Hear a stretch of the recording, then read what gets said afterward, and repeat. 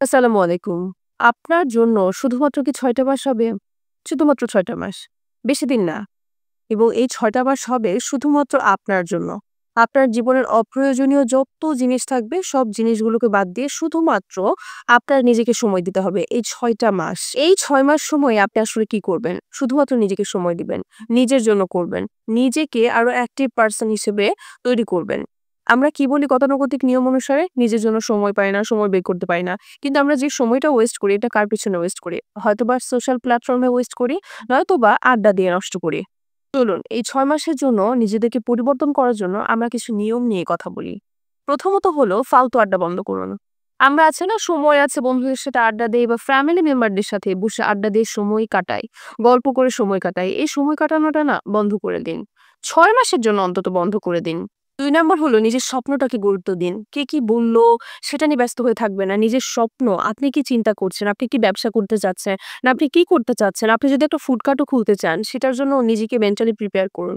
এবং আপনি যদি সরকারি কোনো উচ্চপদস্থ কর্মকর্তা হতে চান, তাহলে সেটার জন্য নিজেকে প্রিপেয়ার করুন। আপনি যেটা করতে চান, কোনো কাজে ছোট না। আপনি যেটা হতে চান, সেটার জন্য নিজেকে তৈরি করুন।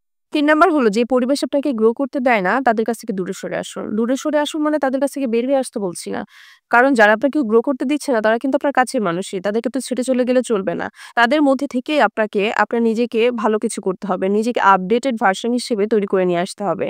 তাই তাদেরকে এভয়েড করে চলার চেষ্টা করুন। আপনি আপনার কাজ নিয়ে সর্বপক্ষেই ব্যস্ত থাকুন। ৪ নাম্বার হলো দৈনন্দিন কাজগুলোকে গুছিয়ে নিন। আপনি প্রত্যেক দিনের একটা রুটিন তৈরি করুন। আপনি কি করবেন সারাদিন? আপনার কাজ কি? আপনি সেগুলোকে রুটিন মাফিক করুন। দেখবেন আপনার অনেক সময় বেঁচে যাবে কাজ করার জন্য। ৫ নাম্বার নিজের শরীরের যত্ন নিন। প্রয়োজন অনুযায়ী হাঁটুন, ব্যায়াম করুন, ঠিকমতো খাওয়া-দাওয়া করুন, দেখবেন আপনাকে অনেক বেশি ফুরফুরা মনে হবে। ৬ নাম্বার সামাজিক যোগাযোগ মাধ্যমগুলো থেকে দূরে থাকুন।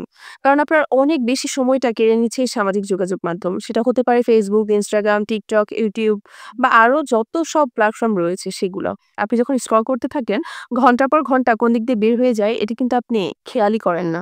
১ নাম্বার হলো প্রতিনিয়ত নতুন কিছু শিখুন। হয়তো আপনি ডিজিটাল মার্কেটিং শিখতে পারেন বা নতুন কোনো দেশের একটা ভাষা শিখতে পারেন। যেইটাই শিখুন আপনি শেখার চেষ্টা করুন। আপনার ভিতরে সেই জিনিসটা শেখার মনোভাব রাখুন যে আপনি এই জিনিসটা শিখবেন। ঠিক ৬ মাস পরে দেখবেন আপনি নিজের মধ্যে নতুন কিছু আবিষ্কার করতে পারবেন। দেখুন জীবনটা অনেক ছোট। আমরা এই জীবনে না অনেক অপ্রয়োজনীয় জিনিসগুলো নিয়ে জীবনটাকে আরো অনেক বেশি ছোট করে ফেলি।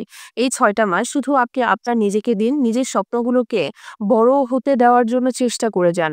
৬ মাস পরে যখন আপনি নিজেকে আয়নায় গিয়ে দেখবেন, তখন না আপনি নিজেকে দেখে নিজেই চিনতে পারবেন না। নিজের কাছে একটা পরিবর্তনশীল হবে। আপনি বুঝতে পারবেন এই মানুষটা ৬ মাস আগেকার মানুষটা না। এটা একটা আপডেটেড আপনি। তাহলে এই ৬ মাসের যাত্রাটা ঠিক কবে থেকে শুরু করতে চাচ্ছেন?